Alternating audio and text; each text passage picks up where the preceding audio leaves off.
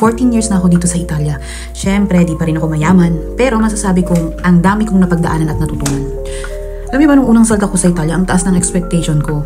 Di ba, pag nasa Pinas, pag naririnig mo Italy, mapasabi ka, wow, naks naman Italy, social. Di ba? Aminin ko, ganun tingin ko kasi kakagraduate ko pa lang nung college ay kinuha na ako ng mama ko. Syempre, pag graduate, medyo ibang perception. Akala ko pagdating ko sa Italia, may a-apply ko yung pinag-aralan ko sa Pilipinas. Pero hindi. Gawa nang hindi nila honored yon. At saka, malaking barrier talaga yung language. Hindi sila marunong mag-English dito. Maski nga babysitter ay hirap pa ako nun kasi gawa nung hindi ko talaga maintindihan ng Italiano.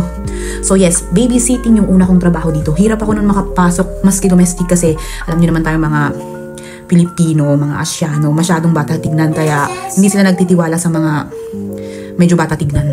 Yun, ang di ko makakalimutang experience ko nun sa babysitting ko, yung nakikipaglaro ako sa alaga ko. Tapos meron siyang hindi nagustuhan sa akin, nagalit sa akin. Sabi ng bata sa akin, Shimya, Shimya.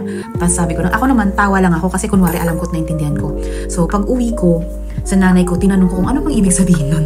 Tapos yung nanay ko natahimik siya tapos biglang natawa. Tapos sabi niya, ang Shimya pala sa Italiano, pag sa lingwahe natin, unggoy. O, diba? As in talaga hindi ko alam. Tawa ko ng tawa, tapos hindi ko alam, wala akong kamalay-malay, tinatawag na pala akong unggoy ng binibabysit ko. Yun, after 10 years, nag-improve naman yung way of living namin dito, permanent resident na dito. At saka yung inaalagaan ko na ngayon ay anak ko na napakakulit. Yun lang mga kamamshi, sa susunod ulit. Thank you for watching!